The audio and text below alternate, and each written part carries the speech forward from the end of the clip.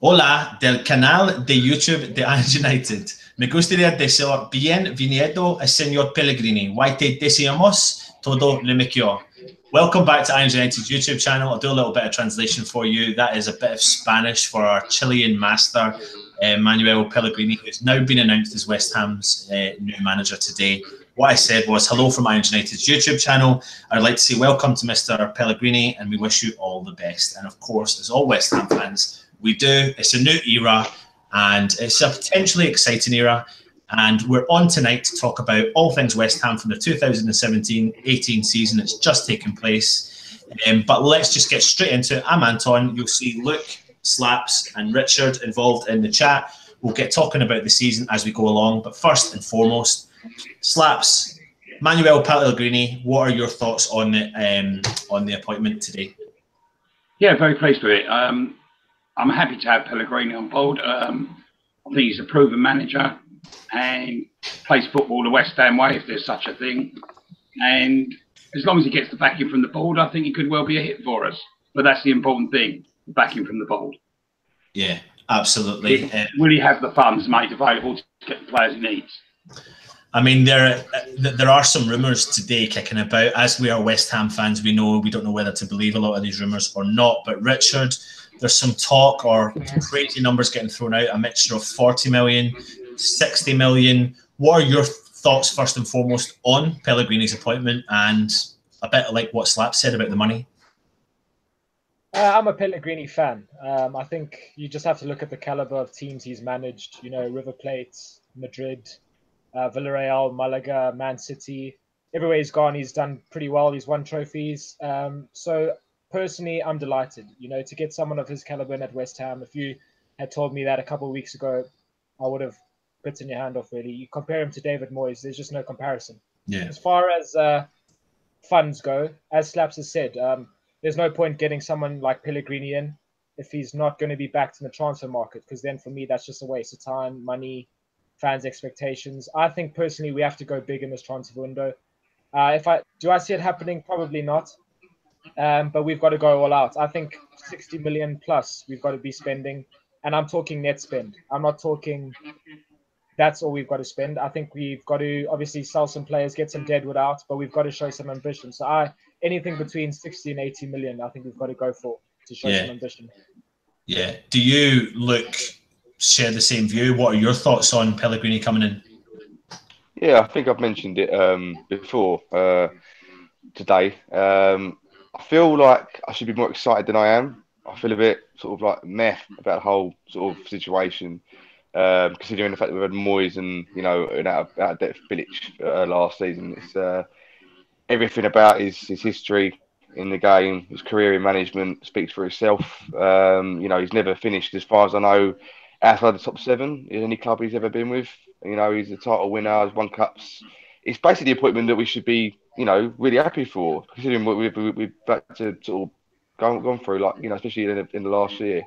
But look, any manager that comes in is going to need funds. And as much as I'm going to criticise the owners, I can't really see Pellegrini taking a job on if he's not had some sort of assurances from the board that he will be given what he needs to be given. You know, hopefully, if he don't buy that many players, he gets the players that we have got in the team playing well anyway. So hopefully he's the right man to take us forward. But yeah, it's better than Moyes, put it that way.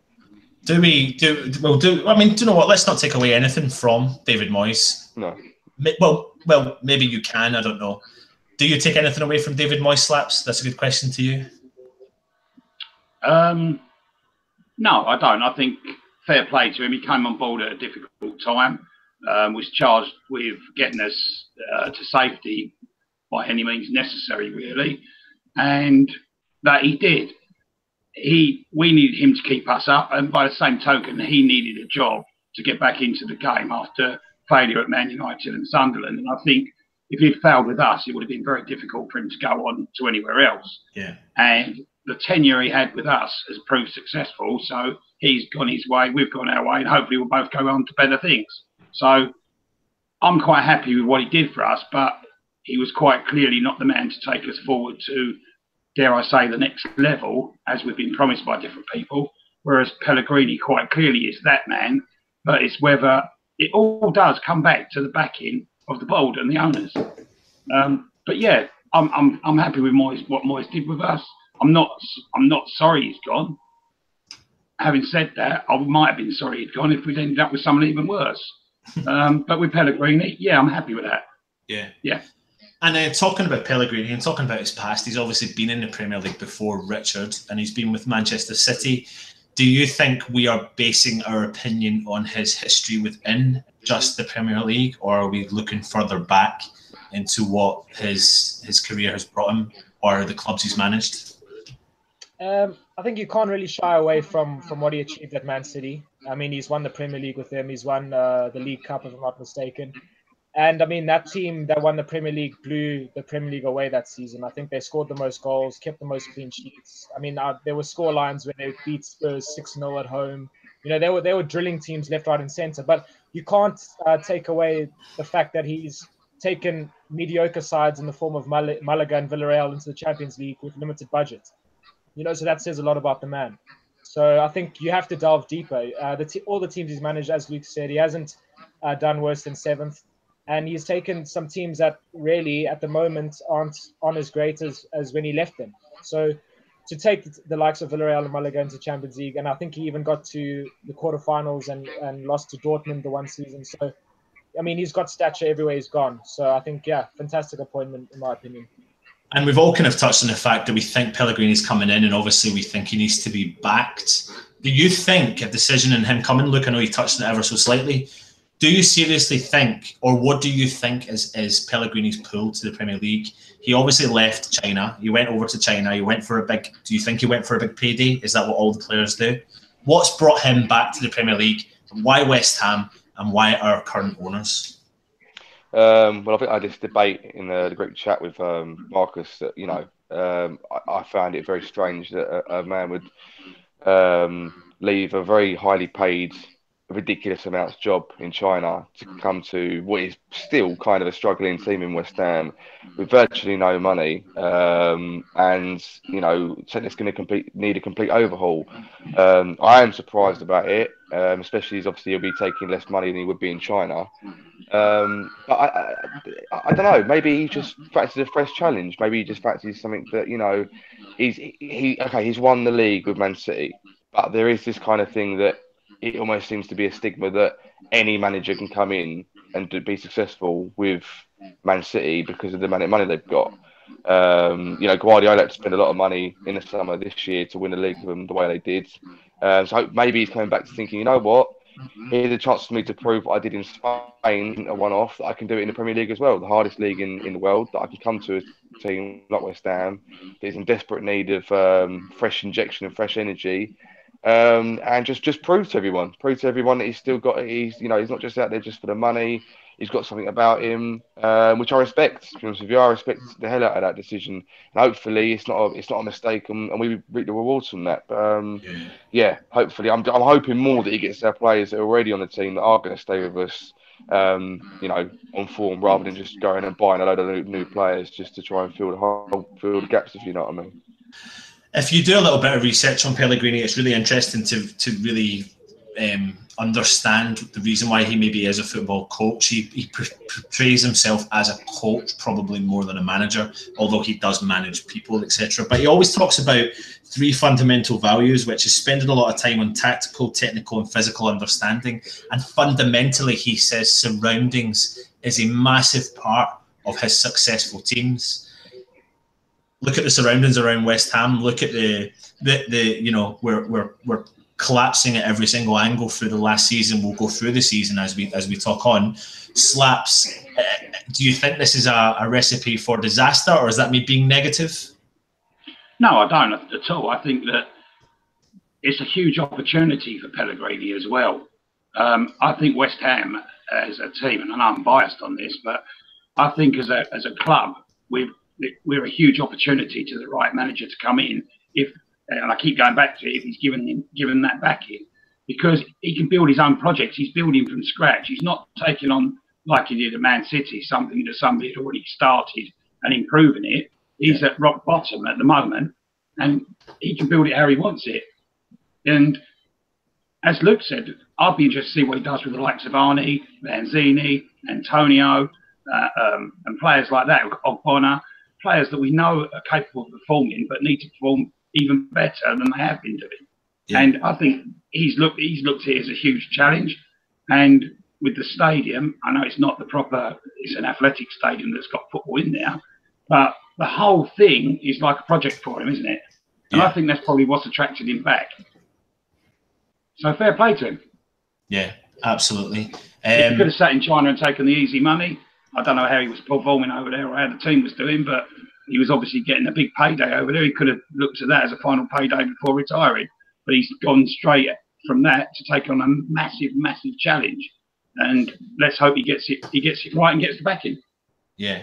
We look around a bit of social media today, you see a little bit of jokes here and everywhere, and you see a couple of pictures of Pellegrini with some of the old Manchester City players, a bit like, hey guys, we're getting the band back together again. And there's some rumours going around already that players of Yaya Toure are potentially linked to West Ham. Richard, what are your thoughts on that?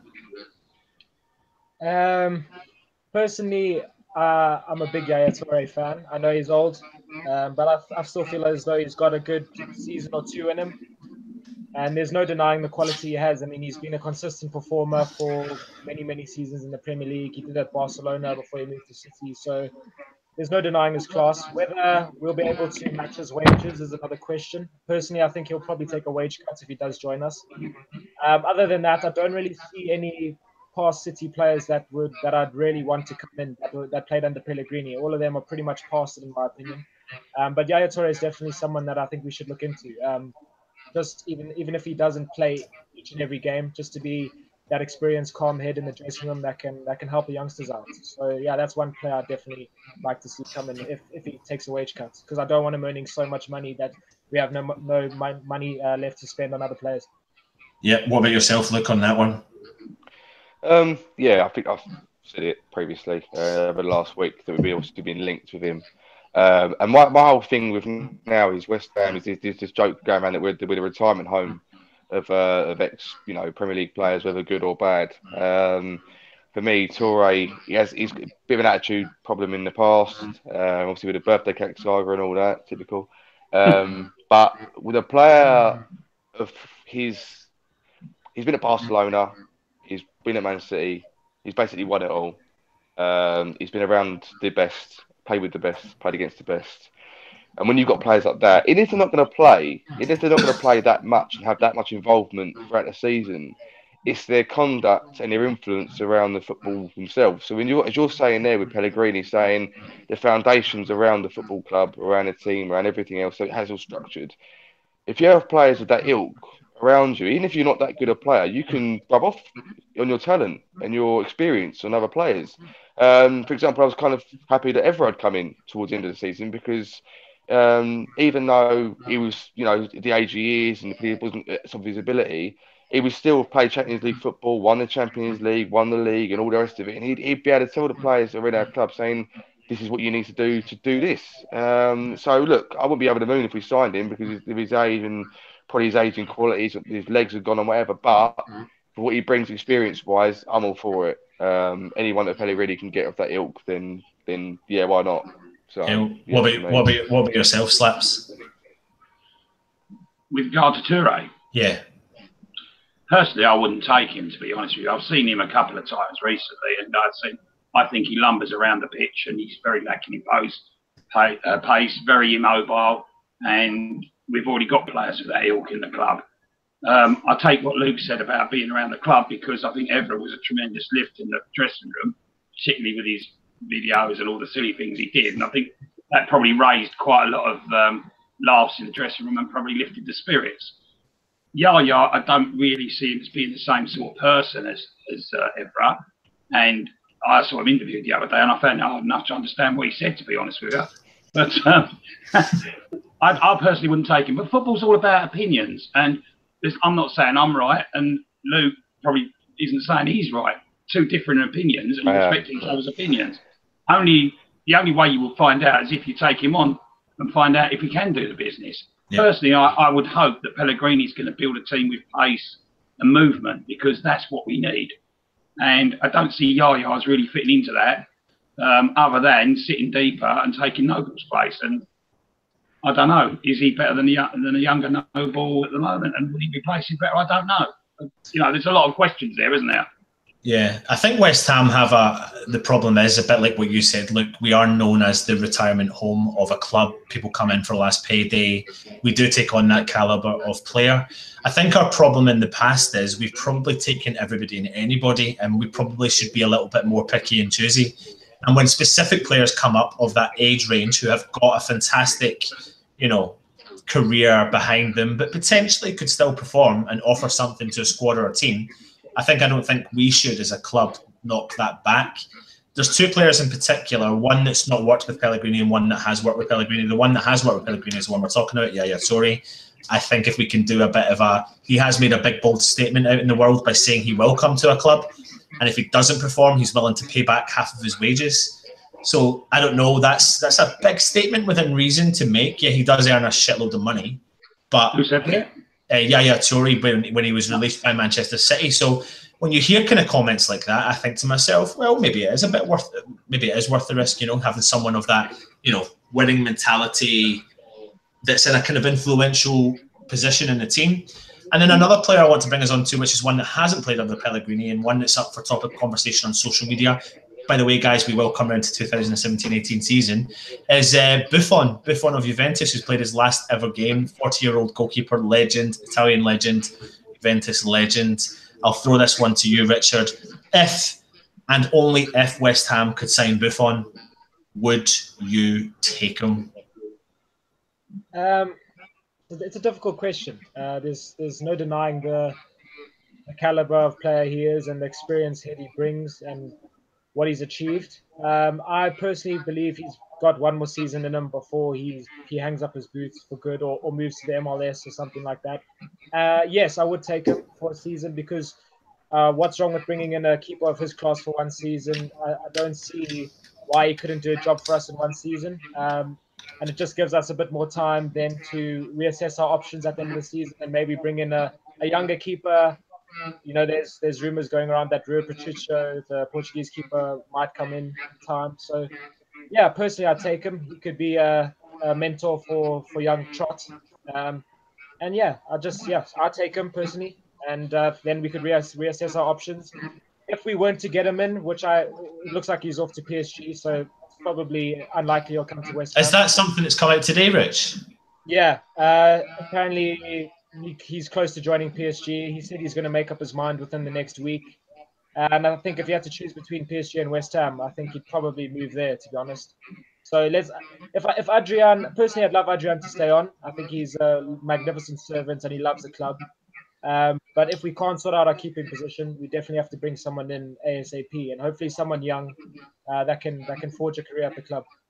I'll put this one to you, Luke, but before I do, I want to have a quick kind of say on the Buffon situation. For me personally, I think if it was between PSG or West Ham, I would hope a player with Buffon's history and trophies, etc., he's won, would choose a club like West Ham because in theory he has won. Am I correct in saying he's won everything? He has won the World Cup. He's won the European Cup. League, I don't think so. Has he not won Champions League? Has he? That's the one that's eluded him. Yeah. No, he hasn't won the Champions League. Right, okay, so that would be the pool then. I don't think the pool would be the Champions League, I suppose, but that's a big one. So maybe my point's just gone defunct for the point. But I suppose out with the Champions League, is he going to go to PSG and is he going to start? The reason why I see Buffon as a potential opportunity for West Ham is if we believe in our youth players and we believe in a player we've got in the ranks who's getting great plaudits in Nathan Trott, what a player to come in and prove at the top level and coach the youth player that is Nathan Trott to come through the ranks. He's got one more year in him, absolutely. We've seen what he's done this year at Juventus. He retired, he's come back, he's just nailing it left, right and centre. And for me, I would love for us to get someone like Buffon in. But Luke, what's your thoughts? Well, Buffon will be upgrading hot. I've got to say that. Let's put it that way. It's like I say, Buffon's the same. Buffon is the same category for me as Toure is. But then again, I think Buffon probably provide more ability-wise than Yaya would, and certainly more better attitude than Toure seems to possess as well. He seems to have a bit of a connection to West Ham. He said in his biography or his agent as a link to West Ham. Passionate Italian. We know we love the passionate Italian at the club. So it'd be nice to get that sort of that injection back in.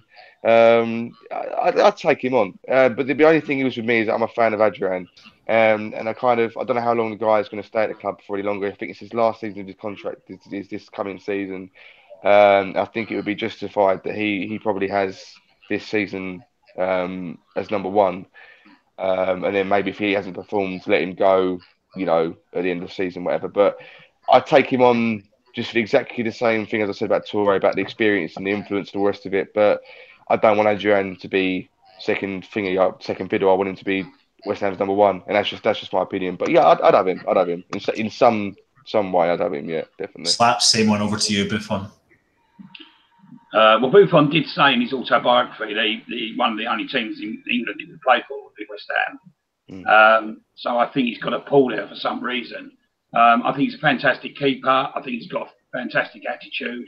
And I think he would be good to bring on the youngsters. There would be the concern with Adrian because I don't think Adrian would be too happy again with another keeper coming in. But having said that, success is built on competition. So from West Ham's point of view, you've got to do what the manager thinks is right for the club.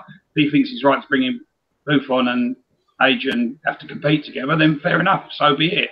I do like Adrian, but we all know he is prone to mistakes, but he's got a fantastic attitude and he loves it when he comes out to the fans before every game, and we love him back for the same reason. So I think it's a win for us if we did get Buffon on board, but PSG's got to be a really big pull to him as well, hasn't it, with the Champions League season?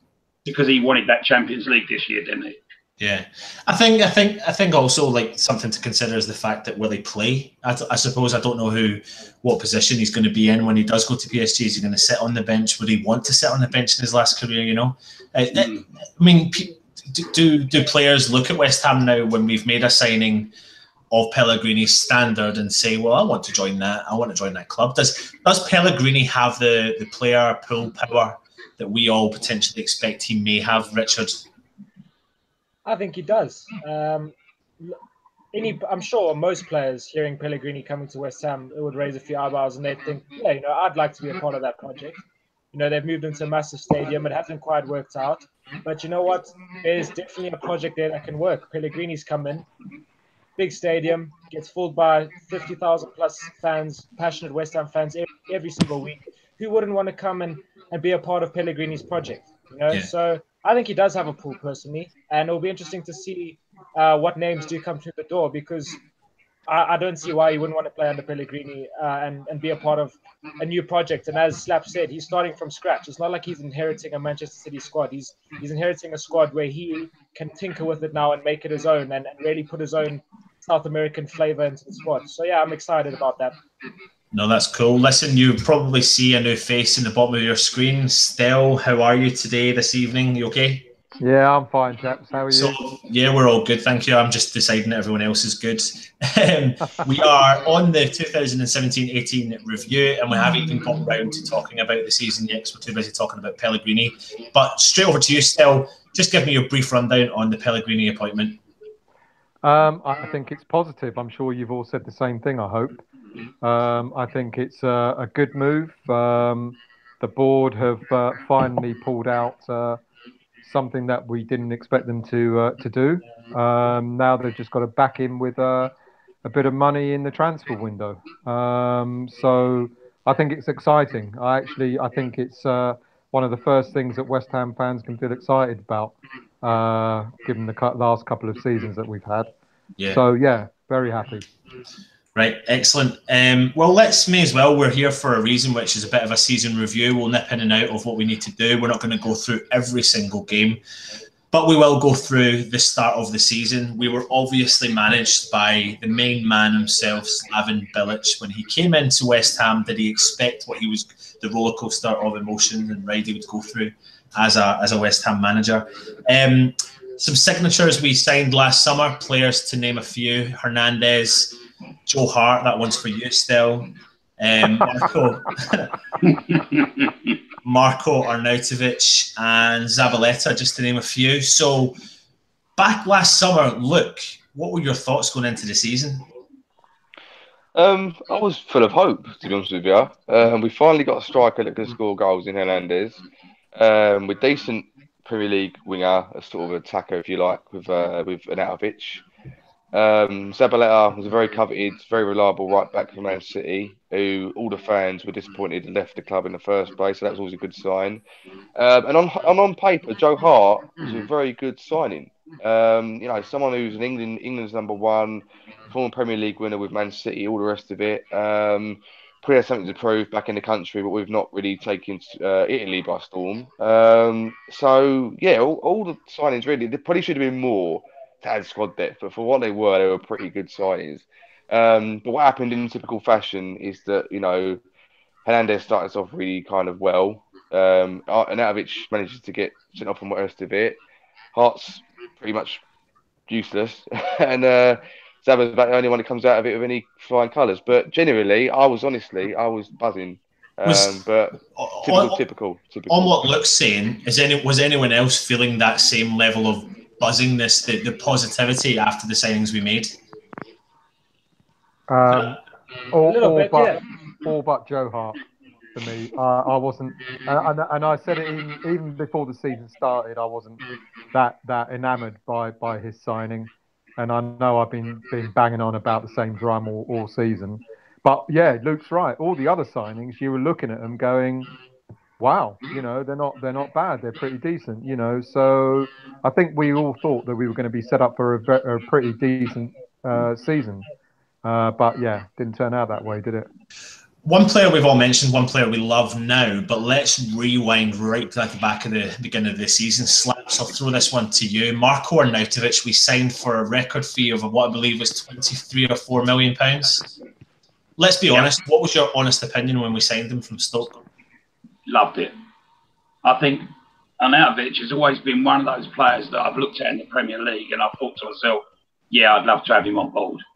He's a maverick, he's got attitude, reminds me in a lot of ways to Di Canio, and when he plays against you, you think, Christ, I don't want to play against him.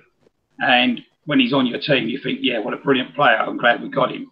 I was genuinely excited by the signing of him and Hernandez, Little Pete, and I would have gone along, if I wasn't a season ticket holder, I would have gone bought a season ticket just to watch those two. I love Arnautovic, and I've always felt that he would be better off in the hole behind the striker, so I was surprised when he played up front. But he's living up to the talent that I thought he'd always had. And fantastic signing. Yeah. And I think also now, hopefully we'll keep P this year and flourish as well. Yeah. I've got to hold my hand up, and I'll be completely honest, because I can't hide the fact, because all our reviews and previews are on from the whole season of YouTube. I thought that Arnautovic was going to be a luxurious signing that would not work for West Ham. I potentially seen it being a bit like I was quite positive about the Ayew signing the season before, and look how that worked out. And I wasn't positive about Arnautovic's signing, and look how that worked out. I just felt like West Ham at the time weren't ready for that sort of player, and how wrong have I been proven by how he has performed this season. But initially at the start, I was in utter shock at his lack of interest in the games, his disciplinary, you could always see there was a talent there, Slaps, and I agree with you that. I could always see there was a talent there. I just felt like maybe it was the wrong club at the wrong time. That was what I thought when we did sign him. Richard, have you got any thoughts on when we brought Arnautovic in? Yeah, as I watched him at Stoke, and he was a bit up and down. On his day he could be fantastic, but in other games he would disappear. And there were times earlier in the season where I saw him get the red against Southampton, and I just watched him under Bilic, and I just thought, what have we done? Like, why have we brought this man in? But the change in attitude was unbelievable. And the player that he's turned into this last season was absolutely fantastic. And I think his goals alone and his performances alone basically kept us up, Going back to the transfers at the beginning of the season, I was delighted with Hernandez, and I was delighted, getting the likes of Zabaleta in with that experienced head. But what pissed me off was not getting William Carvalho in, and the way we handled that situation. I think if we had got him in and shown that little bit of ambition, I think that centre midfield position would have been nailed down and we wouldn't have had the problems we did with Noble and Kyoto, who just really weren't at it this last season. Credit to them, they came to the party in the last few games. But the Carvalho situation really annoyed me, and I think that's where we missed the boat a bit in that transfer window. Richard, do you think that the Carvalho signing would have been integral to how our season would have gone moving forward? Do you literally, and I'm not saying this to pinpoint just one player and specifically on you, because there was a lot of people in the same boat as you. Do you think that Carvalho could have made a difference to our side this year? I definitely do. It's difficult to say whether he would have had a massive impact and he would have hit the ground running, but I just think it was a position we really needed to strengthen, and everyone could see it. You know, Noble, bless him, he's a legend, but we all said at the beginning of the season that his legs were perhaps not what they used to be, and I think Carvalho would have just brought that freshness. He's a Portuguese international. He was fantastic for Portugal in the Euros, so would have made sense. He even said, I'm pretty sure he even said that he was happy to move, so it was just the transfer fee that had to be paid, and we offered some pathetic fee, and we just embarrassed ourselves, really. So, yeah, I think he would have made a difference. Personally, I'd still go in for him if we could, because that's a position we really need strengthening in, because I'm not sure Cech and Noble are going to be starting under Pellegrini. Still, we mentioned, obviously, Arnautovic when he signed for the club under Bilic. What was it that Bilic didn't do, or was it that Arnautovic didn't want to play for Bilic? And can we pass on the plaudits for the turnaround in the season for Arnautovic to David Moyes? It looked like from what we heard after Bilic had left, that it wasn't just Arnautovic that didn't seem that keen on playing, or that interested in putting out 100%. It seemed quite a few of the squad were in that mood as well. And yeah, you've got to give Moyes credit where credit's due. No one foresaw Arnautovic becoming the player he has in the position that he was put in. I agree with Slaps. I thought he would have been a number 10. He would have played in the hole, and I thought he was going to link up with Lanzini as attacking midfielder with Hernandez up front. And I have to admit, when Moyes put him up front, I actually thought, what the hell's going on? And then as soon as we saw the way Arnie started playing, you kind of got why Moyes made that decision. And I think it's Luke. I think Luke put something up on our Facebook, something like he's our bastard, and he is. He loves that role. He loves being the top man. He's taken it on board, and he's shone. And Moyes has got to be given credit for that. He really has. Yeah. No, it's yeah. Another player we're going to quickly touch on again before we start moving into the season is Hernandez. I mean, I'm not going to shy away from the fact I have a lot of love for this little Mexican P. He's a natural-born goal scorer. He loves hanging around that box. He loves scoring goals. And it's not been a fantastic season for him. But if we move into the season, we played the first game of the season against Manchester United. I was there. It was a terrible defeat, terrible performance. But I don't know if that was just your typical first game of the season against a team that's just signed £200 million worth of talent, coming up against a club that's just signed, £30 million worth of talent. But we move into the second game against Southampton, where we are defeated, but we start to see Hernandez. He gets a brace, etc.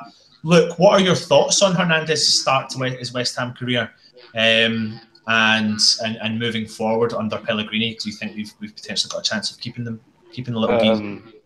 Yeah, his start was kind of almost typical of West Ham brilliant signing. He was like a tease at the start. Got the brace against Southampton. I think he got an injury or something like that after the next couple of games. But you had that glimpse of what the player that he could be. That if the team all pulled together and gave him the service that he has basically had his whole career, what we could possess. But in typical West Ham fashion, didn't happen that way. He ended up being the kind of target man role, which he could never play, which is actually wasting of his talent. And throughout the season, it was just more and more just kind of frustrating, not only for himself, but also for the fans that could just tell what he had. Because, there are a lot of fans out there that say that he's lazy and all this and all the rest of it. With all due respect, you know, they've got to look at his career throughout. You know, he's not a lazy player. He's just, you can't ask him to do something when he's not, you know, he's not being asked to do what he's best at. I think, you know, look, we all know what Hernandez is capable of. We've all seen him play for Man United and the likes of Real Madrid and whatsoever. You know, we know what possesses, and unfortunately, he started off kind of well at West Ham, and then for me, was let down by the team, by the management, and the rest of it. Going forward with Pellegrini, I think I said it in a few videos ago. There's no point keeping him on if we're not going to play him in the right way. If he's going to be asked to do, you know, the job Arnautovic, for example, has been doing, you know, he'll be off in January or sooner. Hopefully, Pellegrini has the foresight to play him how he should be played, and that's just a fox in the box. Possibly put Arnie on the wing or just behind in attack. But I love the guy to bits. I think he's an absolutely fantastic talent. He always has been throughout his career. Hopefully, West Ham wake up, use him how he should be used. We can go forward like that. Otherwise, there literally is no point in having him at the club because he's a waste of space otherwise. And that's not a criticism of him. That's just for the club. So if you're not going to play him, sell him on and get someone in to do the job instead. Simple as that. But I really want the guy to have a future with the club. To make matters worse, on top of all this, what we've said, I suppose, at the beginning of the season, we were told that we were going to play our first 3 games away from home.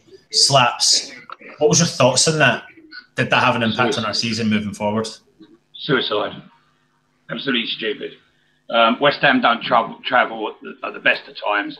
Play 3 away, you're giving yourself a mountain to climb, because I said to any of my mates that know me well enough, like Stell, for instance, will know that I said we'd probably go and lose all 3 games away, because it's a mentality. And Man United away, it was always going to be a struggle. Southampton aren't the best of teams, so we should have won there, and we should have gone there with a positive attitude. And we never picked up after that. And you were always then playing catch up throughout the season. The manager's under pressure. You're already bottom of the table after 3 games. It was stupid to agree to that. And I think rather than agree to play Southampton away, they'd have been better off asking the league to postpone the game and then only play 2 away before a home game. But it's done now and it's history, but it was a silly move and we should never have agreed to it. And we got nothing out of it, did we?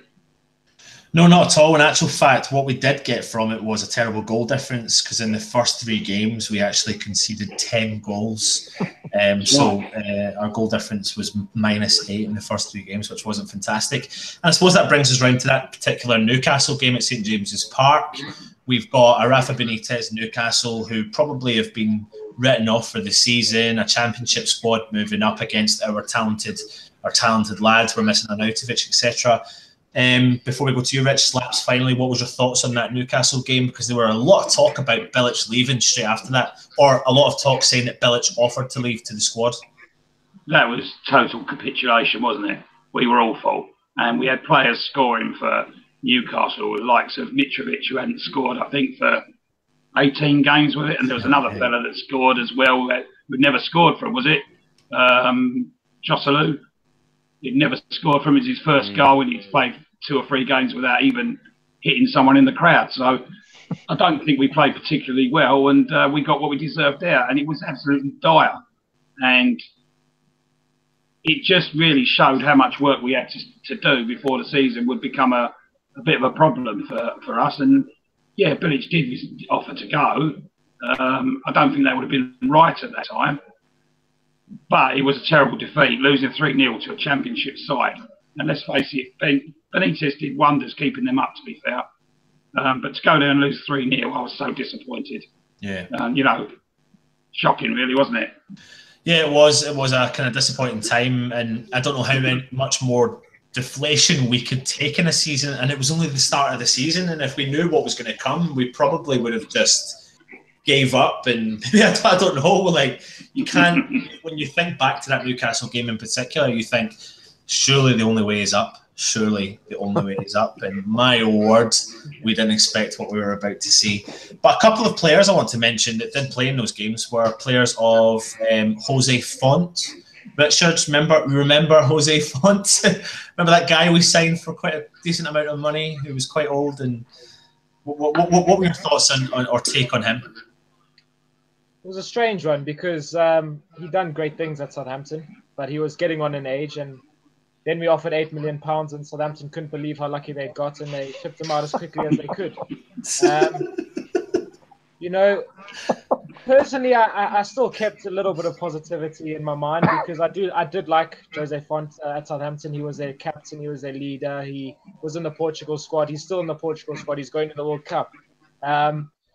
But he just didn't crack it at us. He lacked pace. He just hit the ground running, and yeah, his career at West Ham was not his greatest moment in his footballing career. So yeah, it was a strange one. Paying £8 million for what was he, 35, 34 at the time? Very strange. So yeah, I had mixed emotions, but it just didn't work out for him, unfortunately.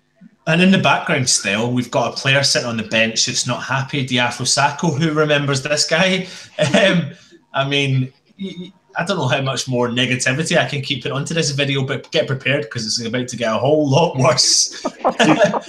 So still in the background, we've got Diafra Sakho, who's quite publicly slating West Ham, doesn't want to play for the club, trying his best to manoeuvre a move out of the club, etc. Was that a good bit of business getting rid of him?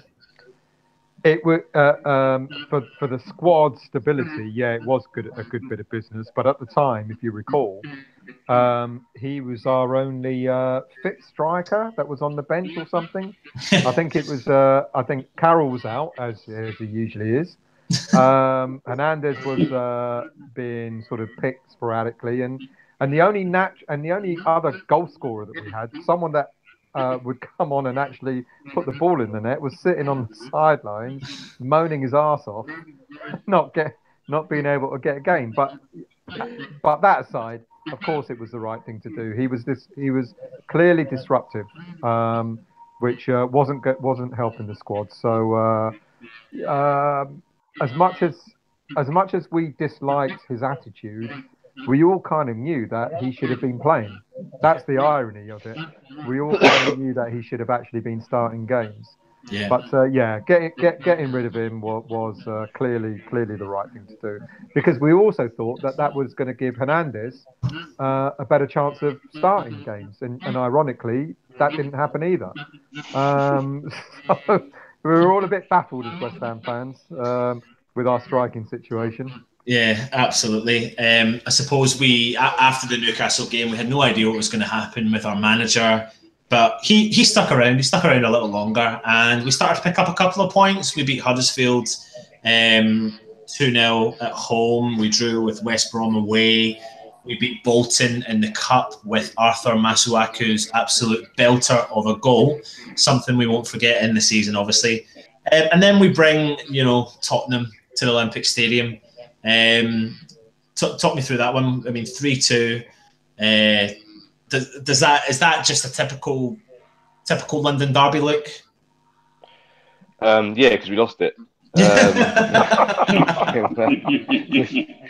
Which is not a good record for us. But yeah, it was kind of ironic because we didn't really. I mean, Harry Kane done what he'd done, and he scored his goals and all the rest of it, and they were kind of the team that were on the top throughout the game, and then. I think, honestly, if that game had gone another 10 minutes, another 5 minutes, we might have actually got an equaliser out of that because we scored 2 late goals and the momentum was with us. And then, obviously, the final whistle blew. I think it was a fight or something like that, wasn't it? That kind of sped up the end of the game as well on the pitch. But yeah, it was. I'm not being funny, but you're mentioning all these players we had and the results we had. I think I'm kind of getting more depressed. I'm actually thanking Moyes a bit more for what he'd done with the team towards the end of the season because I forgot how bad it was at the start. It was kind of City risk stuff. But the Tottenham game was. Put it this way, I know we're going to come to it probably at some point, but I think the cup game at Wembley was a lot better than the league game. So I won't talk about that anymore. Absolutely. Yeah. Well, the one game I do want to talk about is the following game on from Tottenham. West Ham come up against Swansea City at the Olympic Stadium. When I was at the game, and I don't know if you will agree, it was the weirdest atmosphere I've ever really, apart from obviously the obvious terrible atmospheres, but we won that game and we left that stadium depressed. It was a team selection nightmare. tactics, IU out of position, players out of position all over the park. A player we were linked with in the season, Sanchez, absolutely dominated us. And we were lucky because we brought on Sacco off the bench and he scored a last-minute winner for West Ham. Slaps, do you remember the game I'm talking about in particular? Yep, I do. I'm disappointed you missed out our successful away day at Cheltenham, though. I had such a great day there. Tell us about your day, Slaps. No, that's all right. We won that one, and I'll gloss over that now. The Swansea game was another shocker. We had some real nasty games at the start of the season. And what I mean by that is that they were nasty insofar as the way Bilic set up the team, both tactically and personnel-wise, surprised everybody. And we were all thinking, what is he doing? And I think he was so short of ideas at that point, he really didn't know how to dig himself out of the hole. And he was sort of trying things on the hope that something would happen and then he could build on it. But he didn't really have the idea of what to do to get himself out of that problem. And we were lucky to win that game, weren't we? As we well know. And I think Sacco proved then that we had missed him and he should have previously played in other games before. Yeah. Do you think at that point, Slaps, that Bilic had lost the players, lost the squad, lost the changing room? I think he reasonably tried to resign after Newcastle because he knew he'd lost it. That's what I think. Yeah. And I think that the problems we were having with players like Arnie and people like that is that Bilic was so slack in his regime. And I love Bilic. I really wanted him to succeed. But the problems he had there were because his regime was so slack and the training wasn't good enough, players will do as little as they can get away with. And if they're training slack and they're not training properly and they're not being briefed tactically properly, then that's going to show in the games. And that's exactly what we got. And it's a marked difference that when we had players go to other teams on loan, like the likes of Oxford, other teams were saying, Christ, this player's come to us on loan, he's not even fit. And that really was indicative of what was happening under Bilic. Yeah. And the tactics and the team that we had against Swansea really was confused, wasn't it? Yeah, absolutely. I mean, if we move on a little bit into the season even more, Richard, we come up against Burnley, we draw, then we come up against Brighton, another home game, and we're smashed 3-0 from another team that has arrived up from the Championship. I mean, at this point, are West Ham literally just getting a point to save Bilic's job? I mean, what were your thoughts back then, live in front of the Friday night under the lights at the Olympic Stadium when we got smashed by Brighton? Yeah, I mean, the Brighton game was awful, but I think the Burnley game before, we were just so unlucky to not be getting 3 points. I remember they equalised really late into the game, and had you won that game, maybe things would have been slightly different. But the Brighton game was one of the most depressed I've been after a game, because I remember coming on the review and I was just chatting to you guys saying, what is going on with our club? I remember Hart had a shocker. Izquierdo scored from like outside the box or something, and Brighton just rolled us over. Glenn Murray even scored.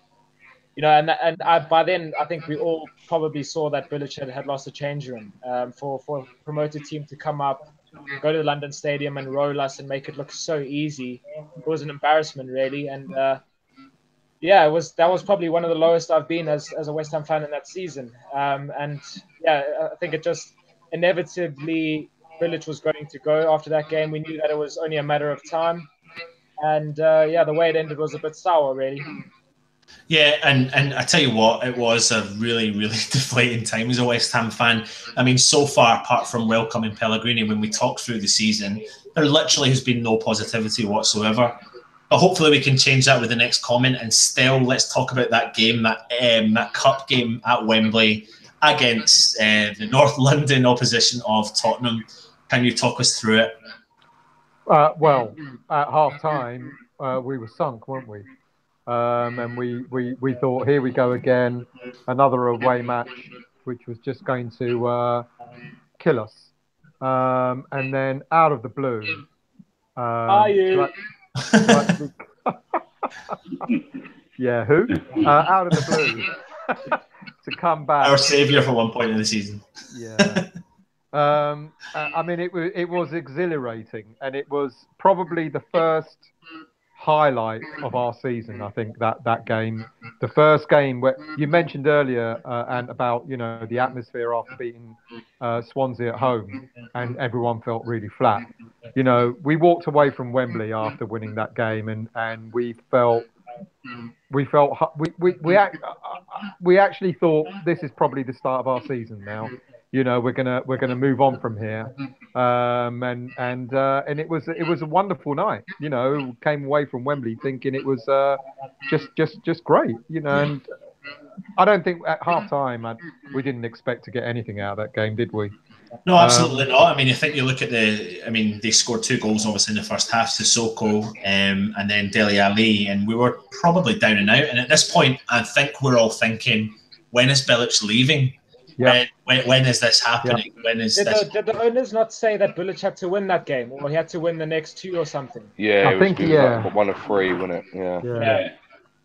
So we thought that was the road back. We actually, stupidly, and because it was against Spurs as well, so we thought it was the turning point of the season. And it was, I don't know, was it the League Cup that gave Bilic more freedom to be able to go, do you know what, I'm going to actually play players in their position, and one player in particular, Andre Ayew, who, do you know what, when he was on form, put in some goals for us, and he did that night. He got a brace, and in the space of 15 minutes, we turned the game around, and what an atmosphere. The Wembley must have been rocking. Absolutely rocking. It was. And I suppose we all thought at that point it was going to be the turning point of our season. Ayew scored a couple of goals, and then obviously we come up against Crystal Palace at Selhurst Park. I mean, at the time, we're thinking Crystal Palace are also relegation, candidates. At that point, I believe they don't have... although they have got Roy Hodgson in charge, the saviour of Crystal Palace. Who would have thought that? And then Ayew comes in, and Hernandez is back in the side, and we're scoring some goals, and we're thinking, do you know what? We've won against Tottenham at Wembley. We've got a draw against Crystal Palace at Selhurst Park. That's not an easy place to go. But hang on, we should have won that game at Palace. Antonio. Let's not forget what Antonio did in the very last minute of the game. That's very and had we won that game along with the win against Spurs, I think that may have elevated us and given us a real momentum. We came away so flat after that Palace game. We drew, but we should have bloody well won that game. Let's not forget that. Yeah. No, you were absolutely. There. So look, we move on into November. I mean, we're jumping through the season now. I mean, why not? We've just got to kind of get on through this. So we get absolutely smashed at home. It's not a great result. Come up against Watford, we're getting smashed again, and we're on this free fall of results. Left, right, and centre players are coming out. They've lost the backing. Carroll is linked away from the club. He's not even playing. Sacco's starting to do interviews in the press, stating that he wants to leave. And the circus continues that is West Ham. And then I suppose, was it the final nail in the coffin, which was Bilic's last game, was Leicester at home, 1-1. Yep. And I'm a crit. No, sorry, that's wrong. No, that was more. You've gone way past there, mate. Let's manage the Watford game as well. Yeah, sorry. Let's rewind. Bilic obviously left after the Liverpool game, final nail in the coffin. To round up Bilic's career, look in a couple of lines, it's going to be tough for you to do, but give it a shot. I love you, mate. Okay, well, at least I haven't forgotten anything tonight. Yeah, anyway. Yeah. Thank you for the bowling season, is all I'm going to say, because, from that, it wasn't all in glory, was it? Thank you for Pyatt. Thank you for Lanzini. Yeah, the bowling season really for Bilic, for me, is about all I can say, to be honest with you. Any kind of great memory slaps from the bowling, from the Bilic era? Yeah, the last season was fantastic, as Luke said, and I thank him for that. And I'm a Bilic supporter. I genuinely like the guy, and I really did want him to succeed, and I'm gutted he didn't. But having said that, the following 2 seasons season and a half were just not acceptable, were they? And in the end, he did have to go. And I think, to be fair, I saw an interview with him where he did say, yeah, I did have to go. It wasn't working out. It was quite clear it was never going to go on from there. So fair play to him. But I'm not going to turn around and slate him, because I genuinely like the guy. He did well for us. As Luke said, he brought us Pyatt and Lanzini. And Lanzini was a genuine, brilliant find, to be quite honest with you. Yeah, I wouldn't slate him. I still like the guy. I've still got a lot of time for him. But it's just a shame it went wrong. And at this point, Richard, as we have said, we're in free fall. Bilic is gone, or is it? We don't know at this point if he's going to go. But obviously, as typically as it is, West Ham rumours start to play on everyone's mind, and usually the rumours are true. Which kind of, I don't know. We're going to talk about this at the end of this show about what we think about leaks, etc., left, right, and centre. But when Bilic left, there was a lot of managers rumoured to be coming in. And then the next thing we know, a Mr. David Moyes comes up from the ranks, previously relegated Sunderland last year, and comes in and joins West Ham. What were your initial thoughts on Moyes' appointment? I think myself and most West Ham fans were completely underwhelmed by his appointment. He'd failed at Man United, he'd failed at Sociedad, he'd failed at Sunderland, and he'd come to West Ham. So, I mean, all of us were fearing the worst. And his first few games, I think the Watford game, we lost 2-0 away. Then we lost 4-0 against Everton. Yeah. And all of us were thinking, my goodness, we're going straight down. So, yeah, I was completely underwhelmed by his appointment. But at the end of the day, credit to him. He kept us up and he did what he was supposed to do. But I just didn't see how he was going to take us forward. And I think all West Ham fans were just hoping that he'd keep us up, but then he'd leave, and that's what's happened. Yeah, and still, I mean, at the initial stage when Moyes came in, am I correct in saying you were quite positive about the appointment? Well, I was. I think I was positive because it was a change, and in a way it could have been any manager, really. We all knew that Bilic had to go. Ironically, like the rest of the guys, the last season at the Bowling was memorable. But even during that final season, the cracks were beginning to appear. But because of the euphoria, we kind of sort of overlooked that. And then the first new season at the new stadium wasn't great. And then Moyes coming in was like, well, we had to make a change because Bilic was going to take us down. Yeah. But when he started playing the way he was playing and trying to shore up the defence, apart from the 4-0 at Everton, which was a disaster, I think the City game was the next one after that. And although we didn't win that, you started to see a different West Ham. You started to see a bit of resilience. And I thought, you know what, this could be good for us. This is exactly what we probably need.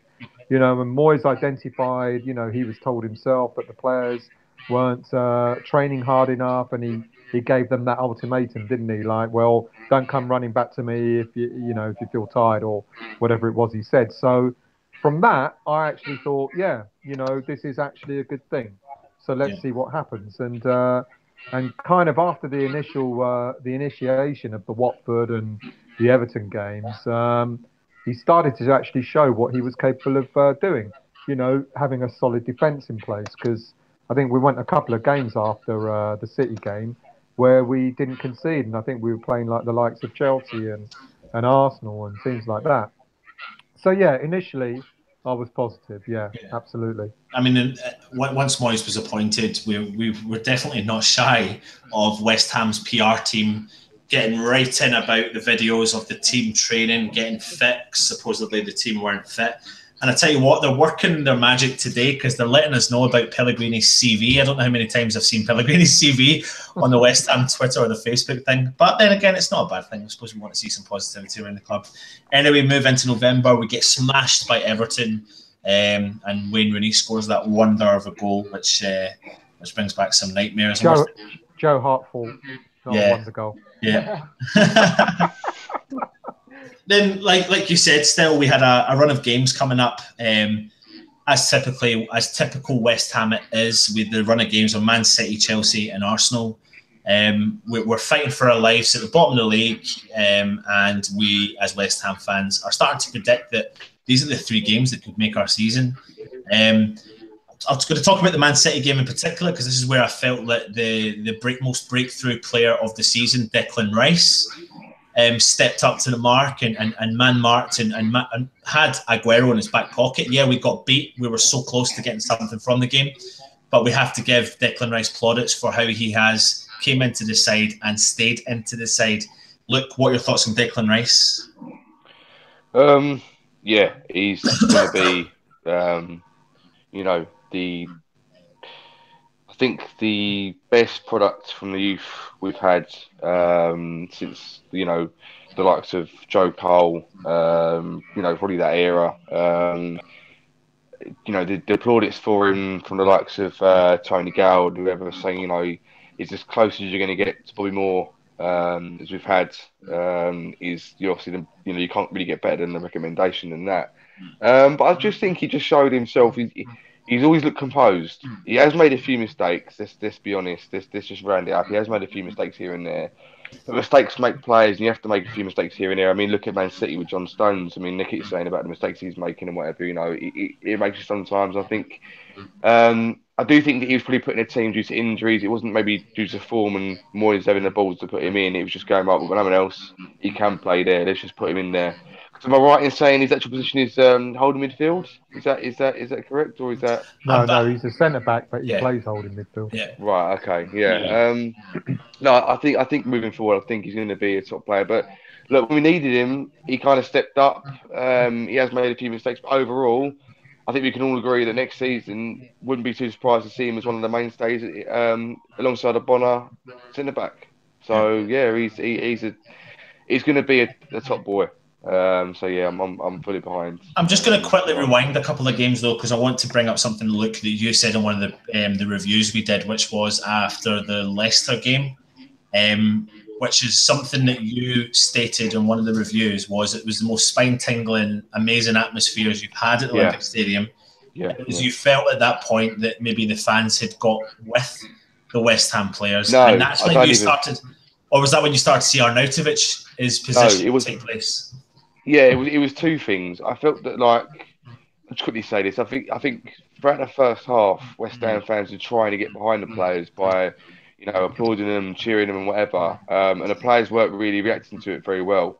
And at that point, Arnautovic in that first half against Leicester was actually the only player running around and trying to make tackles. And the fans were like, okay, right. And Arnautovic is finally showing himself to be business signing. And then in the second half, I think West Ham fans just got fed up. They were fed up of just supporting the team and getting nothing back from it. So we just started singing outright. We weren't even playing that well. Against Leicester. But the fans just started, singing Claret and Blue Army, and it was just rung around the stadium. And then we started seeing the players start performing. Then we started seeing, the cogs start to move and the actual team start to put together a performance. And luckily they got out. But yeah, that was a spark for me that started the whole Arnautovic, really playing well, but the fans that was an incredible night for me. Yeah, still goosebumps now thinking about it. So no, I just wanted to bring that up because I remember that was a kind of turning point for you in the season. We'll fast forward into December. We had a couple of crazy games, and we've skipped forward from Man City. Let's talk about Chelsea. Slaps, Arnautovic steps up, scores a wonder goal, first goal of the season for Arnautovic. Was that a turning point in our season moving forward, or is this me getting carried away because we're about to talk about more negatives? I don't think it was a spark for the season, but it showed us what he was capable of, and it also showed us that he was able to play very well and on the same wavelengths as Lanzini. Yeah. Because that was a lovely little 1-2 in the area. Then he just placed the ball past Cech, which was Courtois, and it was a lovely finish, But it showed us what he was capable of, and it showed us what the team were capable of, and it sort of sparked us because then we went on to Arsenal, didn't we? And kept a clean sheet. Then we went away and smashed Stoke, which was pretty enjoyable. Yeah. But we all got carried away then, and we're like, oh, that's it, it's all over. We're going to be, qualifying for Europe and this and that. And it's in the typical West Ham way, the wheels come off again, So it was good. Slaps on that comment you made there about the wheels coming off. We build up a bit of momentum. Players are scoring some goals. Is this something that we've done under Bilic and under Moyes when things start to take a positive spin or positive look, momentum's built. We then drop some players. We try to change it up a little bit. And in particular, you're talking about we smashed Stoke away. But then we come up in the quarter-final against Arsenal and team selection's a bit ski-whiff again. It's all over the place. We don't know who's going to start. Is that another point to why the season was a failure? Yeah, I think it was. But insofar as that with Moyes, it showed that really he's just a Scottish Big Sam because he is defensive first. He will go defensive first all the time. He had the opportunity there to go out and beat Arsenal and continue the momentum. And they were there for the taking of that game. They weren't playing particularly well. We were on a high. And we went there and we played a team that was a bit strange from my liking. And I just think that we lost the opportunity there to go in there and really win. And I think if we'd have won there, that would have we would have had a far better season than we did have. But he missed that opportunity. And that defensive mindedness was the same where I'm jumping on a bit here, but it was the same against Stoke when we could have, if we'd gone at home at Stoke, if we'd have beaten Stoke at home, we would have relegated them and made us safe on 37 points, which is what I thought we'd be safe on. And he didn't take that opportunity either. He was defensive minded again. And ultimately, that was his downfall, I think, as manager for us. He was too defensive, and we don't want to see that football over there. We want to see attacking football or good football, and whether we win or we lose. Yeah. But what we can't take is when we have a team that just does not try. And after that little 3-game period, losing to Arsenal there then put us back on a downer again for a while. And Absolutely. Then it's very difficult to lift yourself again, isn't it? Yeah. And then up steps Newcastle again. They come to Olympic Stadium and then they beat us 3-2. And I know for a team that's kind of rumoured to be going down or have got a championship side, I tell you what, they put in a fair amount of goals against us when they scored 6 goals in one season against West Ham, which wasn't great. Moving into the 3-3 draw at Bournemouth, which was really unfortunate. But we're starting to really see Arnautovic coming out of the ranks, joining in with some of the players, etc. It's starting to see something, a bit of spark in the side. We moving into January, where the January transfer window opens up. We've got a few more games. I'm just going to quickly nip through. So West Ham beat West Brom 2-1. We draw with Tottenham 1 each. We're in the FA Cup, and I suppose the FA Cup's a kind of reasonable one because we all wanted a cup to win. Richard, we came up against Shrewsbury Town. Let's talk about that just ever so briefly. What were your thoughts on it? FA Cup third round, team selection, attitude, players' reactions. Oh, it was every West Ham fan loves a cup run. And, Moyes had a slight conundrum in that he had to decide, was he going to go for it in the FA Cup and perhaps jeopardise us in the league? I definitely think he could have gone more attacking against Shrewsbury. We were lucky to flip and get through them. Obviously, we had to have the replay and win at home. And then, obviously, we went to Wigan and got battered, and Masuaku got banned for spitting and all of that, all the rest of it. But I just think all West Ham fans expect us to have a decent cup run in one of the cups. It's the FA Cup. It's the greatest cup competition on the planet. And, for us to have just gone out on a whimper just didn't say a lot about Moyes. And he went down in my estimations for that, really. And still, just touching on what Richard said, they're up and down season all over the place. And then Masuaku kind of steps up against Wigan and spits at a player and gets banned for 6 games. I mean, can things actually get any worse as a West Ham fan if you take yourself back to the middle of January?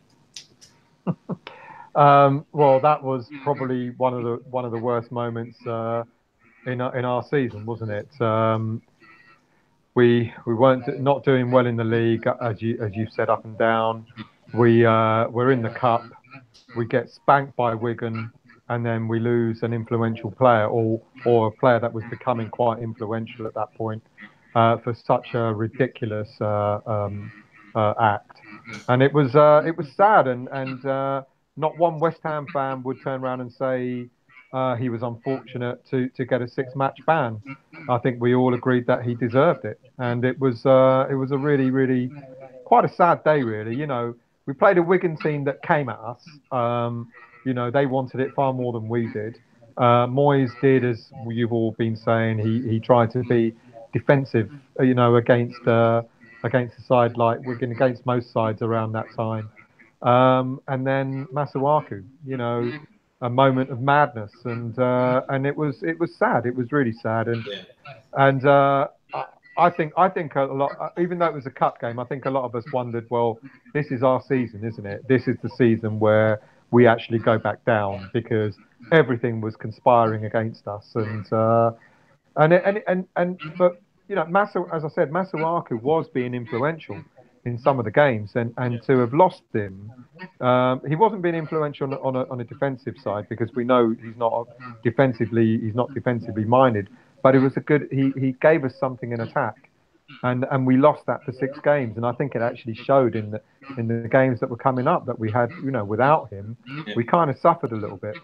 It's a shame. January saw the back of Andre Ayew, Jose Fonts, and Diafra Sakho. Au revoir, Auf Wiedersehen, ciao. I suppose the Andre Ayew one in particular was an interesting bit of business. But what it did do was open up a transfer coming into the club, and a fantastic signing, a world-class signing from a player who scored a lot of goals in the Championship, Jordan Hugo. I mean, look, where are you at with that signing? Do you feel? I mean, I feel really sorry for Jordan Hugo. Yeah. Where are you at?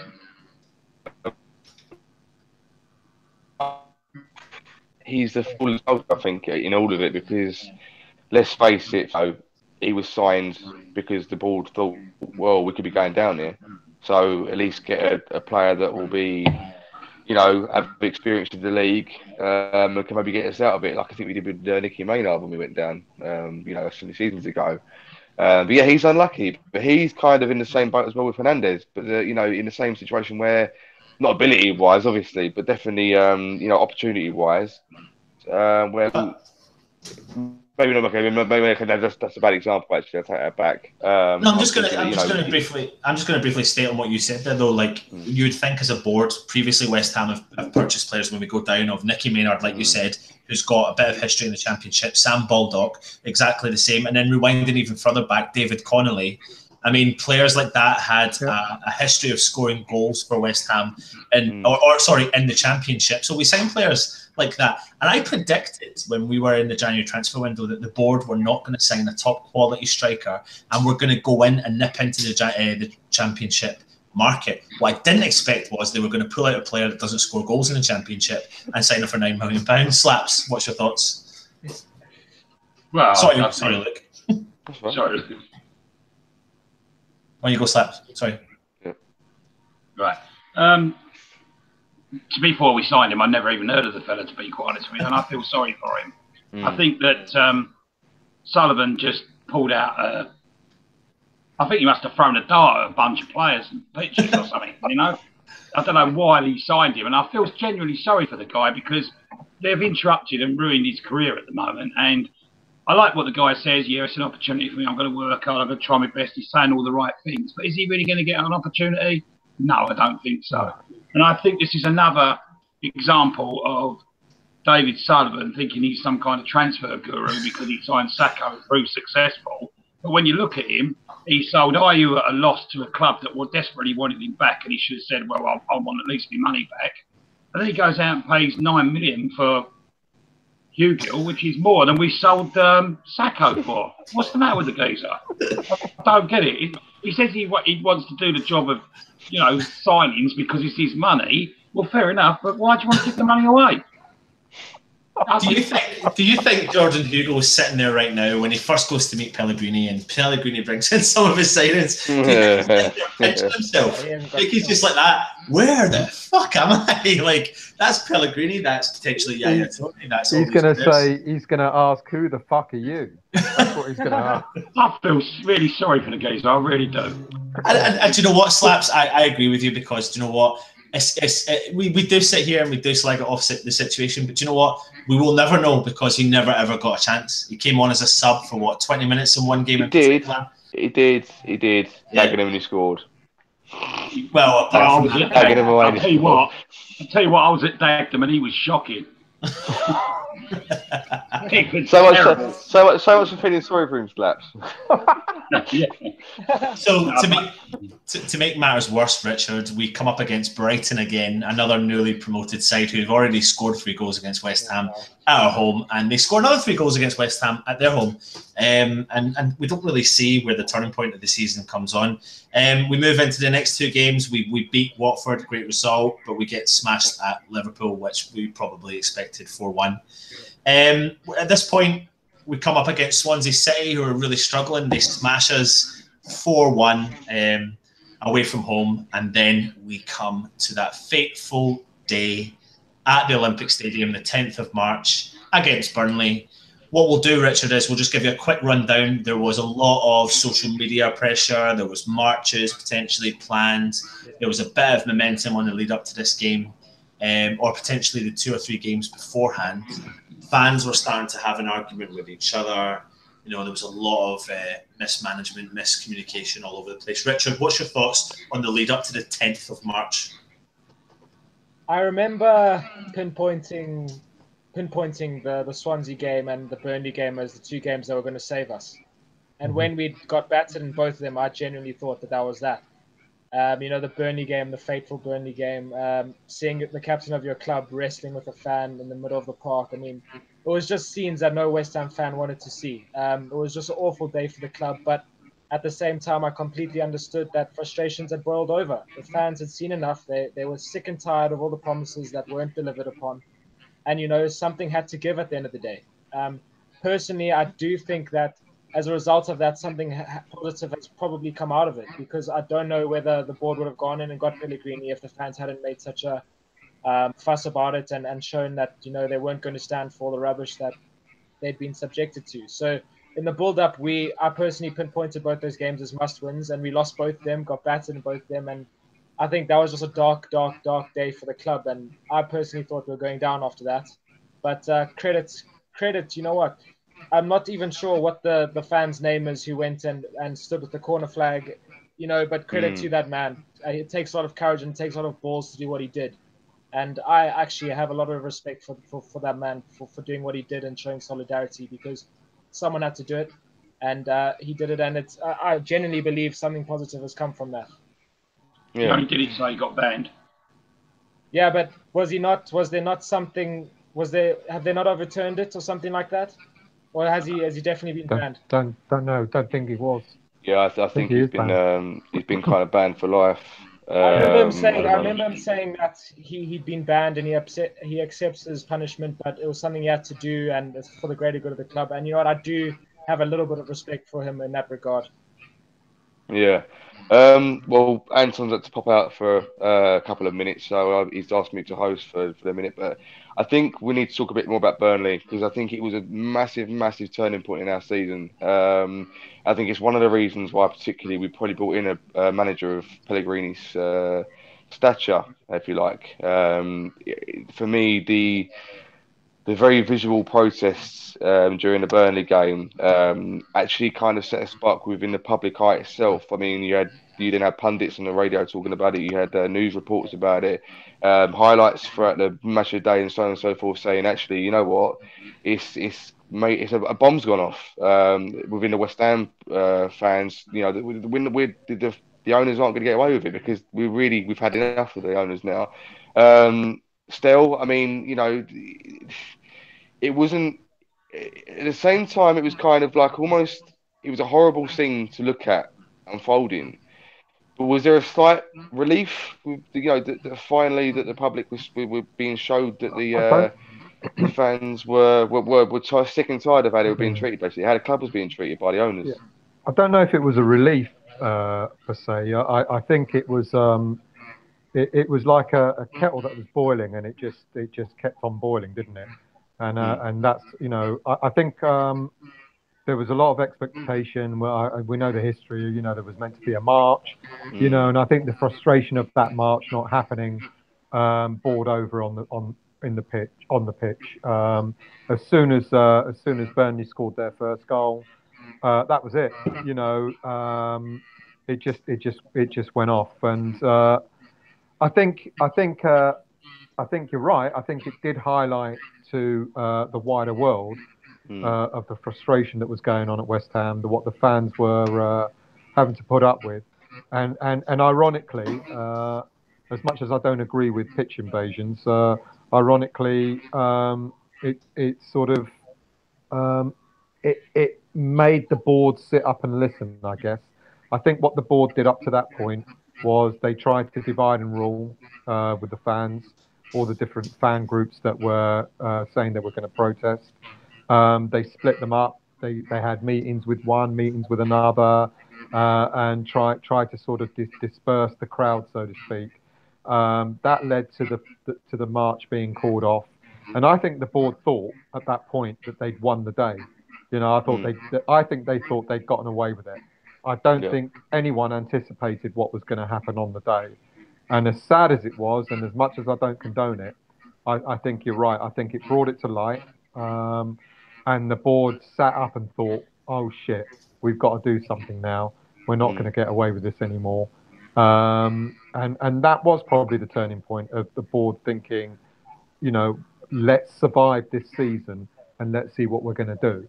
And it was that day was, I remember sitting in the stands watching what was going on and just sort of thinking, well, that, like Richard said, that we're relegated. I genuinely walked away from that game thinking we're done for. Nothing else that's going to happen now is going to save us from relegation.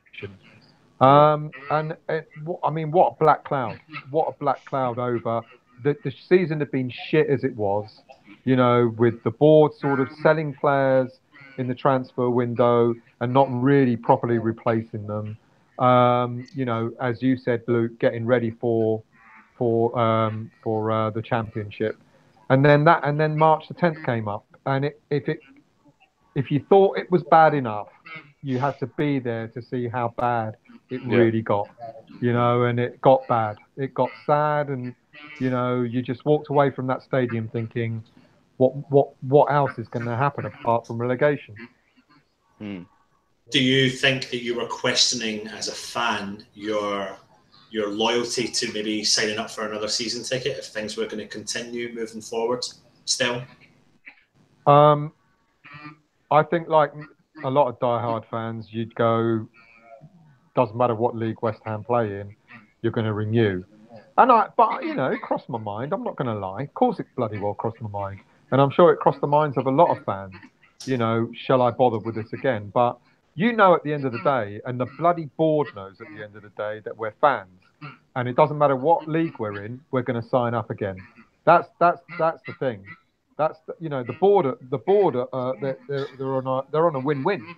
You know, but the thing that would have happened was there would have been a lot of fans that wouldn't have signed up, and we would have ended up playing in a stadium, a 55,000 seater stadium. In the championship, we would have had at maximum 40, you know, 42, 43,000, maybe hitting 45 if we were lucky.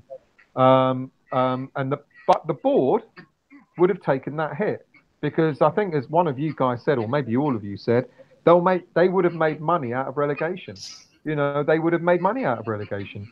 So would they have given a toss if we'd gone down? Oh well, on the surface they would. They would have said all the right things to the media, but deep inside, their pockets wouldn't have been hurt. You know, so if we got relegated, you know, the fans would have suffered going down, but the board wouldn't have. They wouldn't have cared. And on that point, Stell, I mean, you mentioned there, and I think that's like, even if we had got relegated, I think 45 is really like is pushing it. I genuinely think there would have been probably more of a ghost town, to be honest, out of proper, you know, demonstrations. I'm not that I'm saying other demonstrations didn't work the way they wanted them to do, but I don't. It would just been the kind of final nail in the coffin for me as a fan. I mean, I'm a bit different. I travelled down from Scotland. It's a big distance. Would it have been worth my while? I've been travelling to see West Ham, whatever league they're in, for years. But for me personally, I was done with the board at the time, and it was just another nail in the coffin for me. And we've gone through this whole review of the season. How negative of a season has it been? I mean, it's literally depressing, one thing after another, with the odd kind of, you know, up and down. It is a nightmare. Anyway, we move on from that. We move into the Southampton game, and what a reaction we get! What a massive reaction! Look, 3-0 win at home. Did the impact of what happened in the game before have an impact on that game? and the players? Yeah, I think it did. I think we kind of, as fans in unison, we thought, right, the protest at Burnley are done now. That's it. Our message has been received.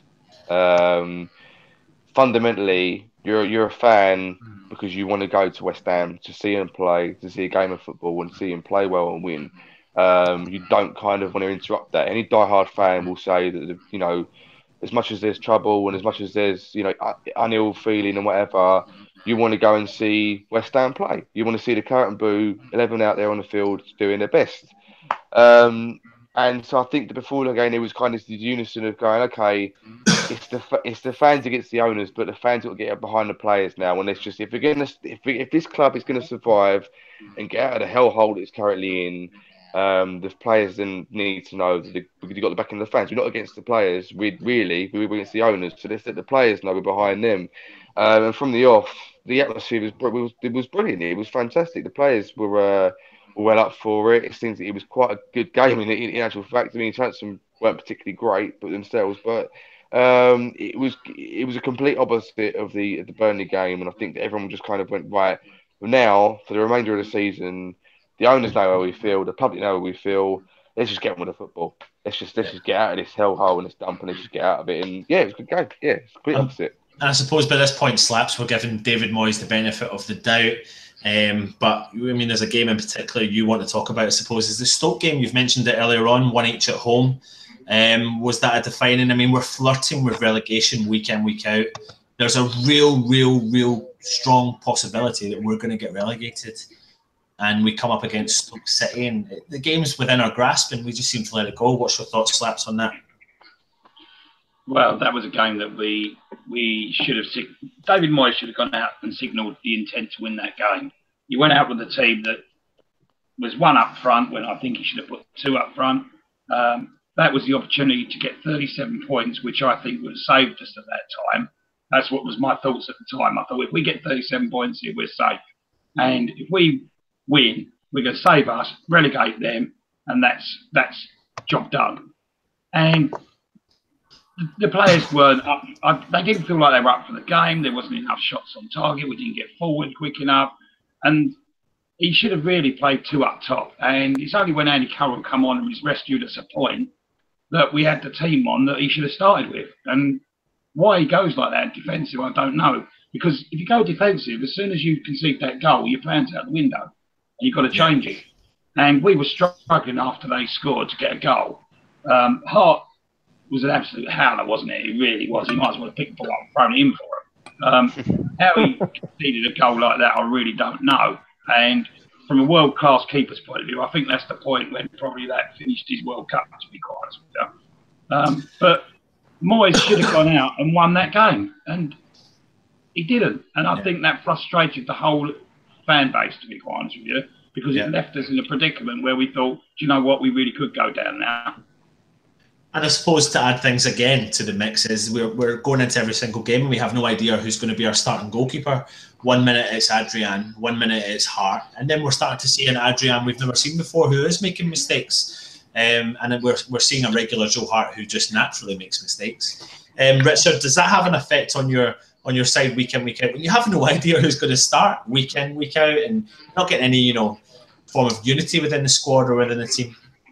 Yeah, of course it does. At that point in the season, you need unity and you need a stable team that you can rely on. And Moyes was just chopping and changing the whole season. He didn't know which keeper he wanted to play.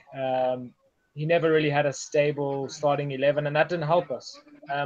Going back to the Stoke game, I think we were very, very lucky to get a point at home. Obviously, Crouchy got his goal. Hart had a howler.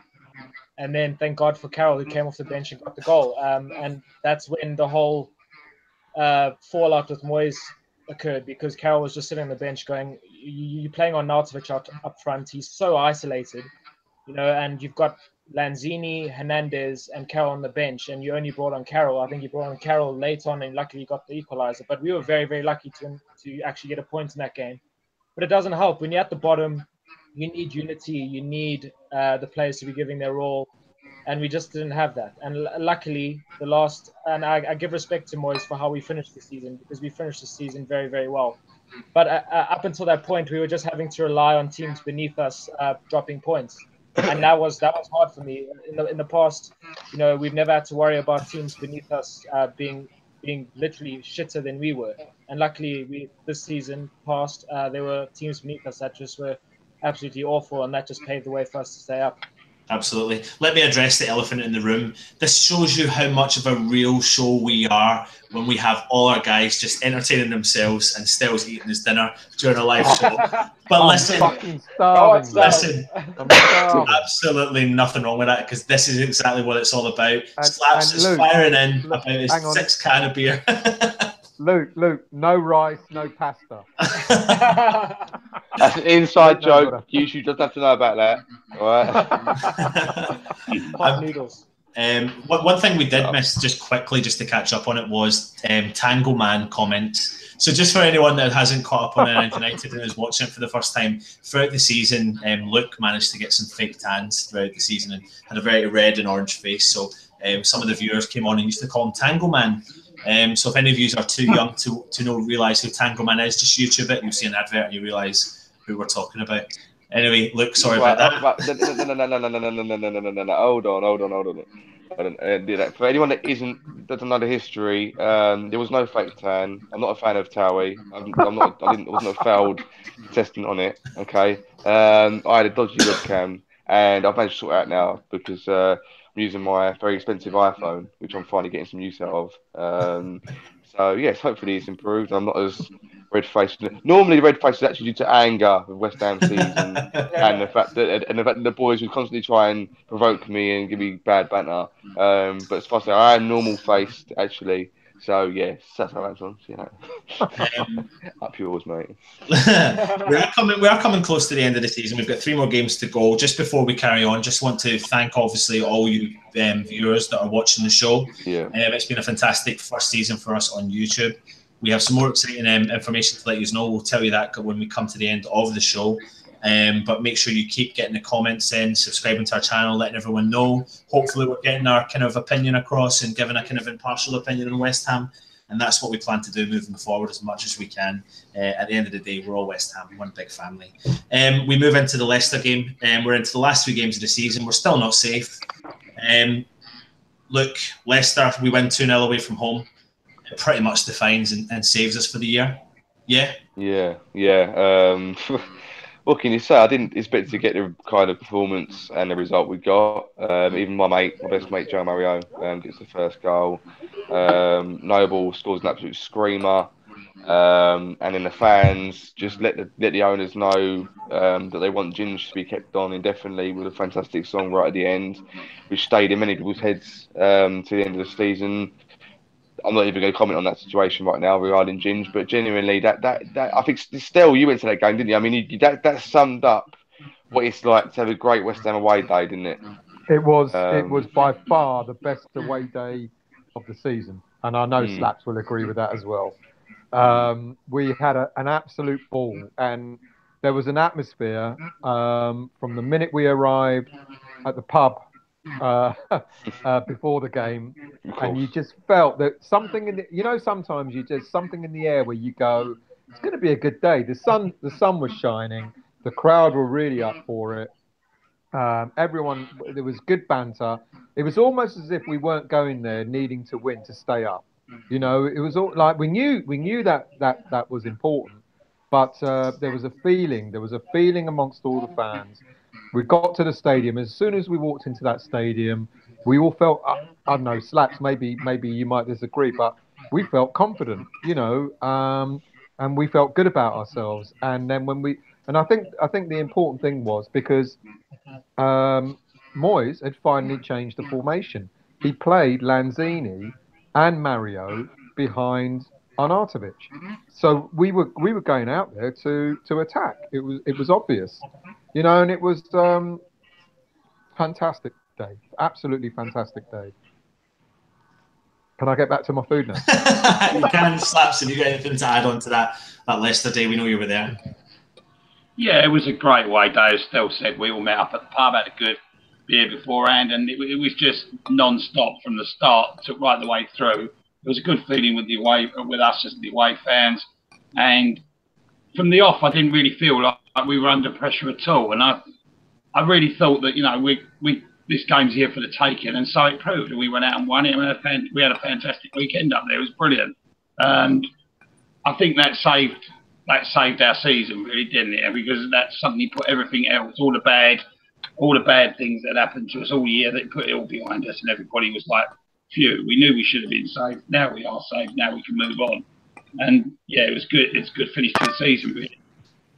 After the Leicester game, we're safe. We've got Manchester United, that forgetful game. We'll move forward into the last game of the season against Everton. Look, in particular, Richard, I want to talk to you about this. Obviously, you're living in Johannesburg in South Africa. You're lucky enough to be involved with Premier League TV. You get to talk to a lot of ex-players a lot on a regular occasion. I'm giving you a big shout out here. But listen, watching the games that you do, what has been your kind of what's been your opinion on the away fans? And let's talk about the away fans, because that's been a massive thing for this season and every season as a West Ham fan. I mean, you can hear them loud and clear. Am I correct from where you are? Our away fans are just absolutely fantastic. It's really the fans that make me so proud to be a West Ham fan more than anything. Watching in my TV room, I know I would absolutely love to be there in the away stand cheering the lads on, but you can just hear the passion, the loyalty, the never say die claret and blue army, that are just there in their numbers, no matter what's going on, no matter how the team's playing.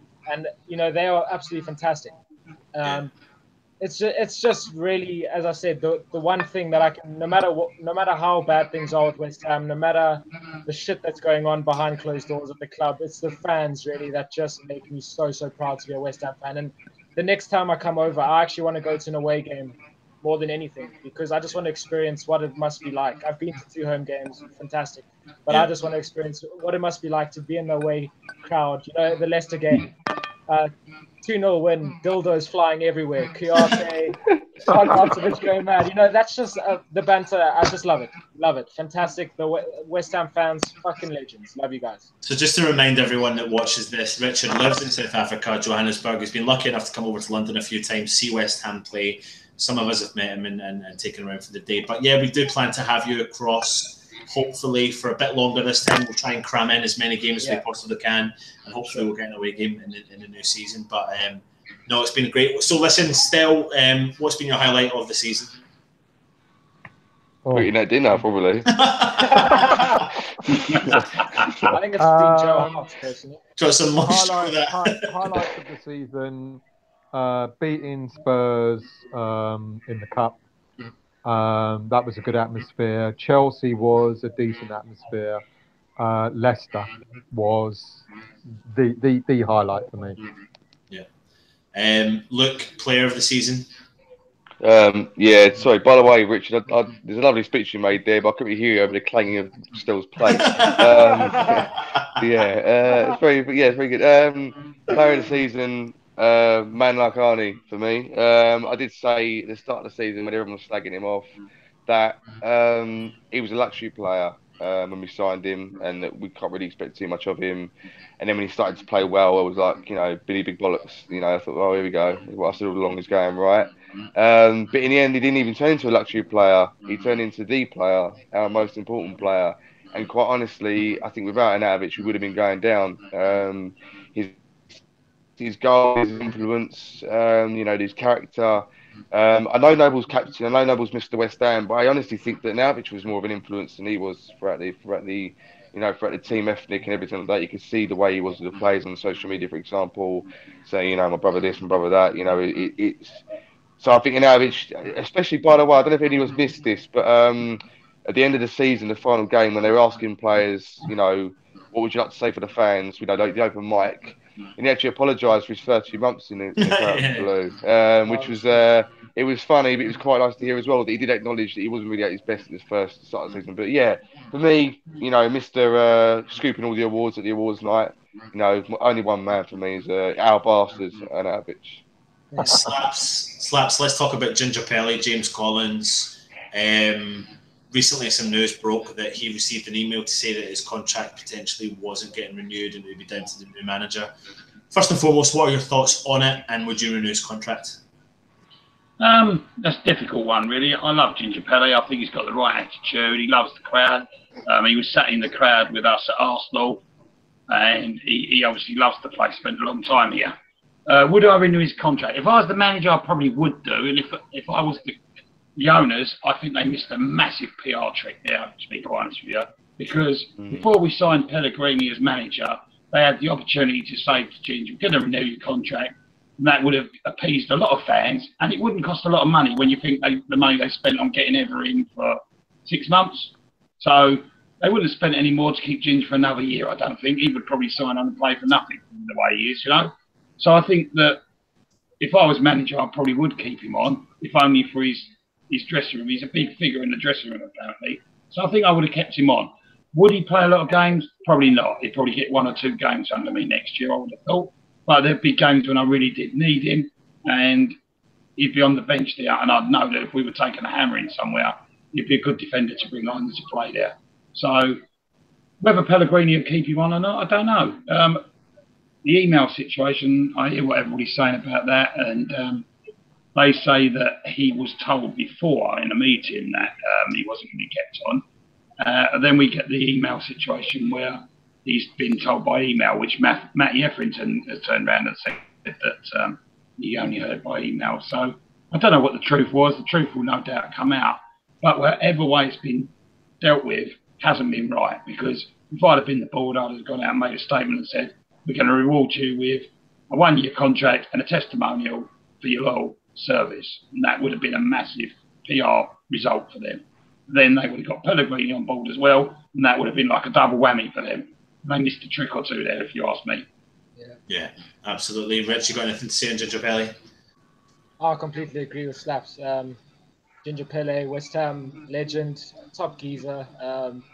He wears his heart on his sleeve every time he plays for us, and I just don't see the harm in why we couldn't have just given him a 1-year deal, even if it wasn't playing, just to be in the back room, to help the youngsters, be that calming influence, that level head.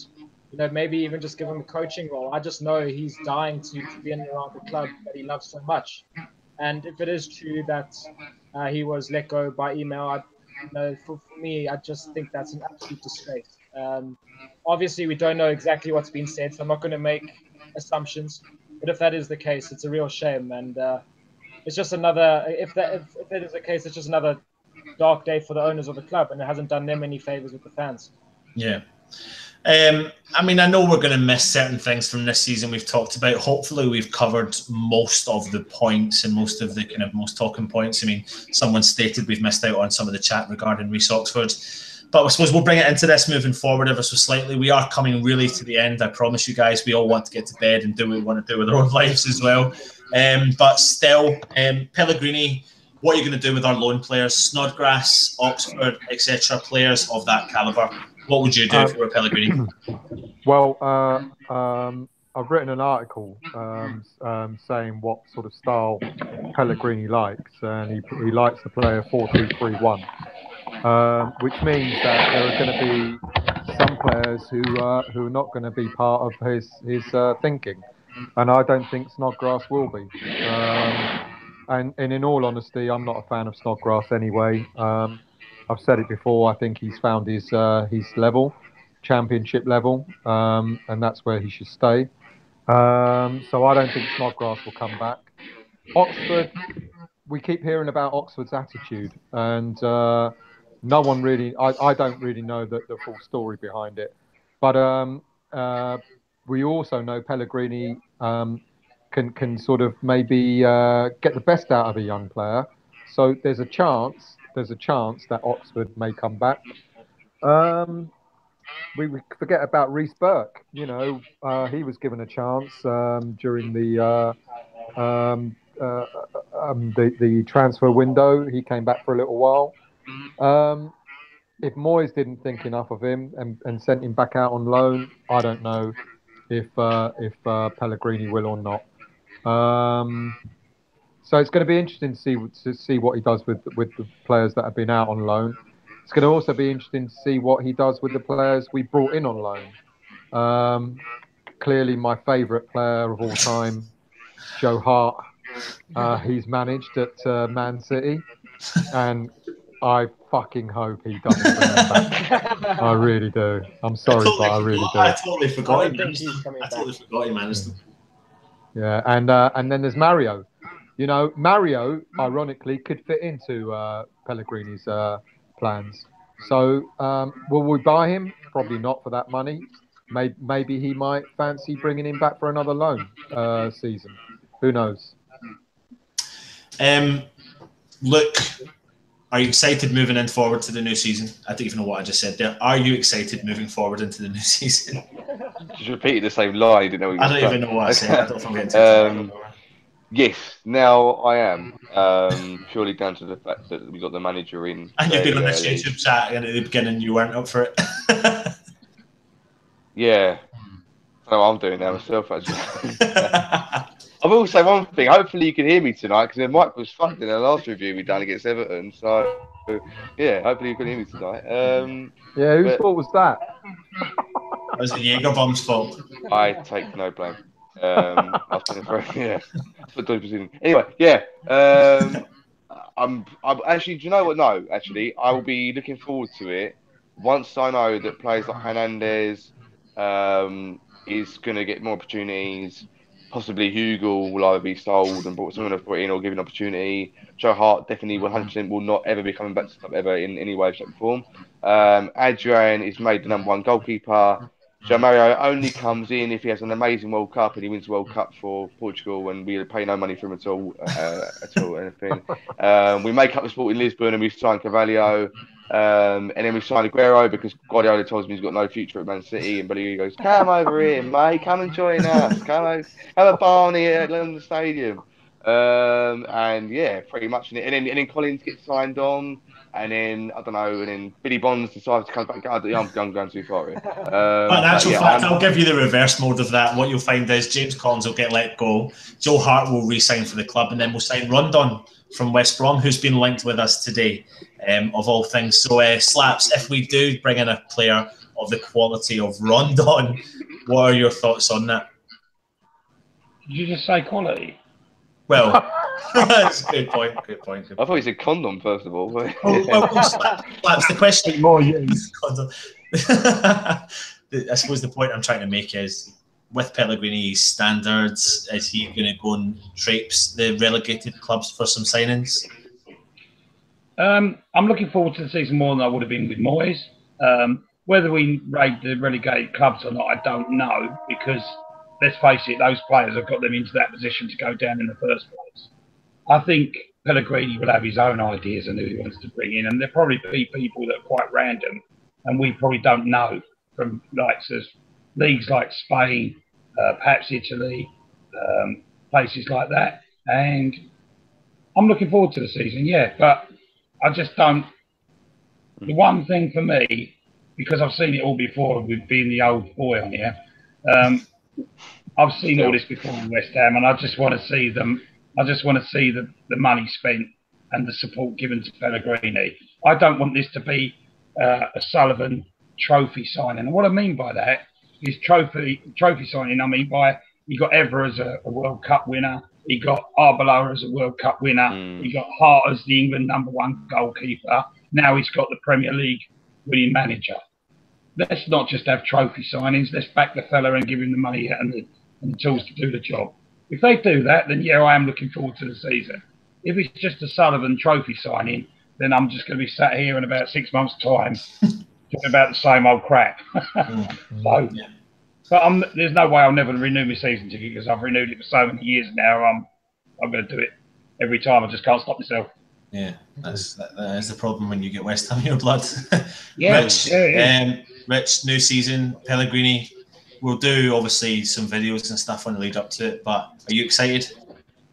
I am excited, yes. But I think I share the same views as everyone else. Unless there's investment, unless there's ambition shown to complement the manager we've brought in, then I don't see us progressing. A part of me does feel, though, that Pellegrini wouldn't have come in if he didn't know that he'd be getting some funds, and that does excite me. So, yeah, I'm buzzing. I just hope we keep Chicharito, and we get the best out of Arnautovic and Lanzini. I mean, those names, those three boys together can do damage. And I'm excited to see what they can do under the guidance of Pellegrini. And at the same time, I'm buzzing to see which players Pellegrini will bring through the door, because I do feel like we're a much more attractive proposition now that we've got someone of the caliber of Pellegrini leading the team. One last question. No, great point, Rich. One last question I want to ask to you, Stel, is a lot of criticism of Lanzini's season this year. He's been a lot of what? Sorry, criticism to Lanzini this year. A lot of again, the opinion I'm coming across with is some of the opinion that comes across on social media. They'll get rid of Lanzini. We want rid of Lanzini. He doesn't care, etc. Where are you at with Lanzini? I don't know where the criticism comes from, to be honest with you. Like all players, you can have up moments and down moments in the season. He hasn't played particularly well in some of the games, but let's not forget the patches when we talked about earlier with Arnautovic. Remember the Stoke away game, for example, where they linked up so well. You know, I don't get that criticism. You know, what we're going to do? We're going to sell him for what, 50 million, and go out and buy someone else for 50 million who might not be any better. I don't know. He's still young. He's a talent. Pellegrini, he will relish him. Arnautovic, Masuaku, Hernandez. Those players are going to relish playing under an attack-minded manager like Pellegrini. And I don't get where the criticism comes from, to be honest with you. And I hope he stays. I really do hope he stays. Yeah, I'm in agreement with you. I suppose we're coming to the end. I've said this about 10 times for the past 20 minutes, but what I want to ask, one-word answers. I'll go around to everyone in the group. Look, one player you want, realistically, Pellegrini to sign. Oh, fuck off. Fucking hell. Yeah. Play it again. No, I'm joking. No. I know. I'll tell you what. Yeah, Moy from Huddersfield.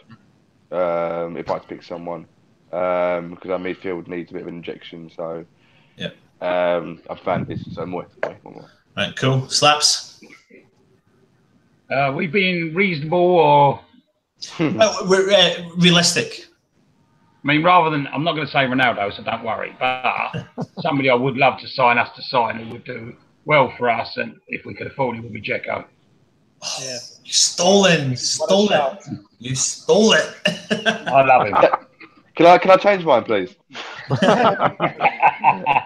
I'm just gonna join you in that, Slaps. I'm jumping ahead of the game. I was gonna say the same, so there's no point in me saying the time yet. Edin Dzeko, I think, would be a fantastic signing for us and would add to the mix of the Arnautovic, Hernandez, Lanzini mix. I mean, what a mouth-watering opportunity. Great shout. Rich? Wow, Dzeko as well, but for me, just go all out and get Carvalho, and we need a centre midfielder that's got an engine in him and that's young and fresh and experienced. And yeah, I'd get Carvalho. I'd go all out for him. Brilliant. We made the mistake once. Let's not do it again. Yeah, and let's hope we have learned from our mistakes still. Oh God, honestly, I don't know. The Donker. Who? The Donker, did you say? The Donker. because he plays with two holding midfielders, and we're going to need to buy two holding midfielders. No, we're not. We've got Obiang, and he needs someone to go with him. So the Donker. Yeah. Well, I suppose that rounds up our West Ham United season review of the 17-18 season. Before we do go, just want to give you a few more announcements. Obviously, this has been our first season on the YouTube channel, and we've been around for, in total, I think, 1.5 seasons on all social media opinions. I think it is, Rich. I think that's it from the start. So we have a presence on Facebook, a presence on Twitter, a presence on Instagram. We have a website which is called ironsunited.wordpress.com, where there'll be an article going up live at some point tonight, which Stel's just written on Pellegrini. And obviously we were on the YouTube channel, and we've got some great statistics that have come out from it. So thank you very much for watching. What we do want to announce is we've got a continued partnership with Umbro for next year, who are obviously going to be giving us some stuff to give away, which is fantastic. So make sure you watch our stuff, like, share, etc. Rich has given him a good plug right there. So Umbro are on board and will giving us tickets for games and some of some of the home, away and third kits, which is fantastic. A second partnership we've got up and running is with Mark from the Ribman. We'll get more details of what that's going to produce, but that will probably produce things like some free rib rolls to you fans who turn up and say something on the day, something like that. It will be limited and capped to a number, but that's going to be great. And then lastly, some great news is Irons United are actually going to be presently based for our match day reviews at West Ham United's supporters club at the Stell. Where exactly? How do you pronounce where that is? Style Space. Star Space. So yeah, we are going to be going and filming in there live or recorded videos that are going to go up. So we're going to be talking a lot to the supporters club, and on the supporters club, they need a lot of West Ham fans support just now.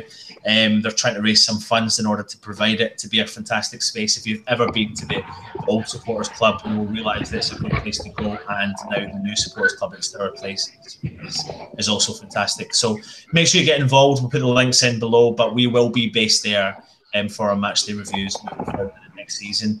Anyway, it's been fantastic. Make sure you subscribe to our channel. Thank you very much, Luke. Thanks, Slaps. Thanks, Richard. Thank you, Stell. Hopefully you'll see a lot more of us next season. We are working in the summer to bring you more content, more up-to-date content, more better microphones, better cameras, better lighting, you name it. We're going all out for it to make it an entertaining thing for you. So anyway, thanks, guys, for coming on, and let's hopefully, fingers crossed, that we have a good season and Pellegrini gets some backing.